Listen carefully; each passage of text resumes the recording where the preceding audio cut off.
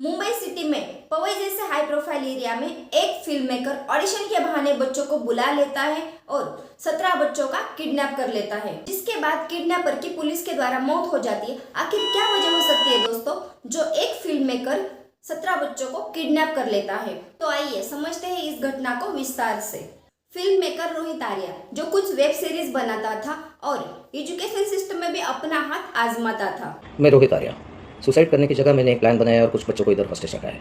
रोहित आर्य को तत्कालीन education minister दीपक केसकर के द्वारा स्वच्छता मॉनिटर प्रोग्राम का 2 करोड़ रुपए का टेंडर मिला था, लेकिन उनका कहना है कि काम पूरा होने के बाद उनका कुछ पेमेंट नहीं किया है। जो बात एजुकेशन डिपार्टमेंट ने भी क्लेरिफाई की है कि इनकम्प्लीट डॉक्यूमेंट और हाईएस्ट प्राइस की वजह से उनका पेमेंट नहीं किया गया था। और आप देख सकते हैं कि रोहित आर्या का बड़े बड़े पॉलिटिशियन के साथ उठना बैठना था। अगस्त 2024 में रोहित ने 2 बार दीपक केसरकर के घर के बाहर प्रोटेस्ट किया था। इस प्रोटेस्ट का प्रूफ आज भी आप सोशल मीडिया पर मौजूद है। बाद में उन्होंने आज़ाद मैदान में भी प्रोटेस्ट किया था। उन्होंने 2024 में सरकार को कोई लेटर भी लिखे थे, लेकिन उनको सरकार से कोई जवाब नहीं मिला। 20 ऑगस्ट रोजी त्यांना पत्रकार भवनच्या इथं 26 दिवस त्यांनी उपोषण केलं होतं मंत्रालयाच्या इथं। तेव्हा शालेय शिक्षण मंत्री दीपक केसरकर होते।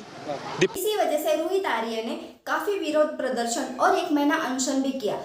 इसमें आप देख सकते हैं कि क्या लिखा था कि जब तक मेरी मांगे पूरी नहीं होगी तब तक हंगर स्ट्राइक पर बैठा रहूंगा। इसमें आप देख सकते हैं कि उन्होंने पहले डिमांड में कहा था कि मेरी पेमेंट पूरी की जाए।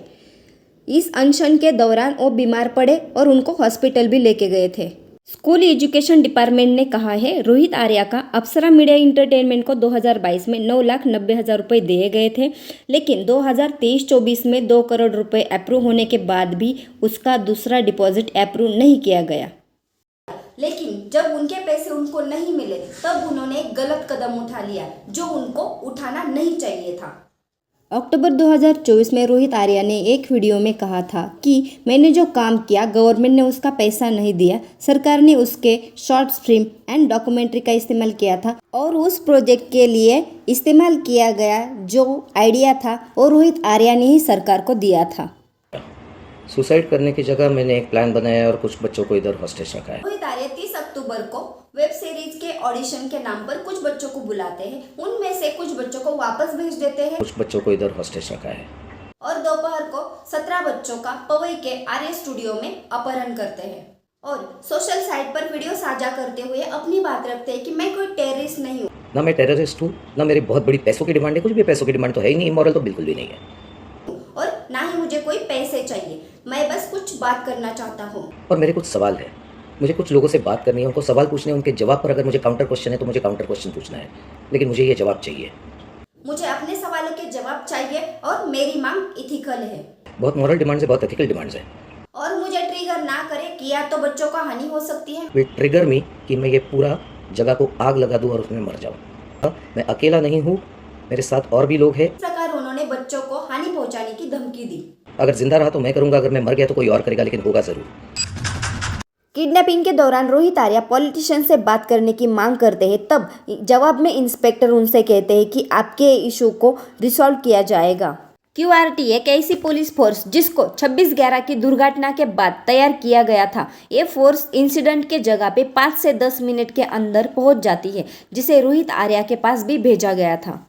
और कुछ देर बाद दोपहर को पुलिस अधिकारी अमर वाघमारे और उनकी टीम के द्वारा बाथरूम से फोर्स भेजकर रोहित आर्या का इनकाउंटर कर दिया गया और बच्चों को सुरक्षित रेस्क्यू कर लिया गया। और पुलिस अधिकारियों का कहना है कि उनको रोहित आर्या के पास से कुछ केमिकल लाइटर और एक फायर गन बरामद हुई है।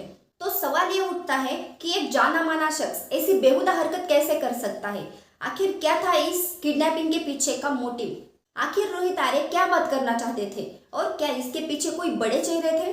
क्या यह इनकाउंटर करके रोहित आर्या की आवाज दबा दी गई है? दोस्तों, इस इनकाउंटर पर तो बहुत सारे सवाल उठ रहे हैं, पर मेरा यह कहना है कि रोहित आर्या की एजुकेशन डिपार्टमेंट के पास 2 करोड़ रुपए पेंडिंग है, तो वह 2 करोड़ रुपए रोहित आर्या की पत्नी अंजलि आर्या को दे देने चाहिए। अगर इस इनकाउंटर पर सवाल उठते हैं तो इस इनकाउंटर की भी जांच होनी चाहिए। आपको क्या लगता है कमेंट में जरूर बताइए। तो मिलते हैं अगले वीडियो में दोस्तों, धन्यवाद।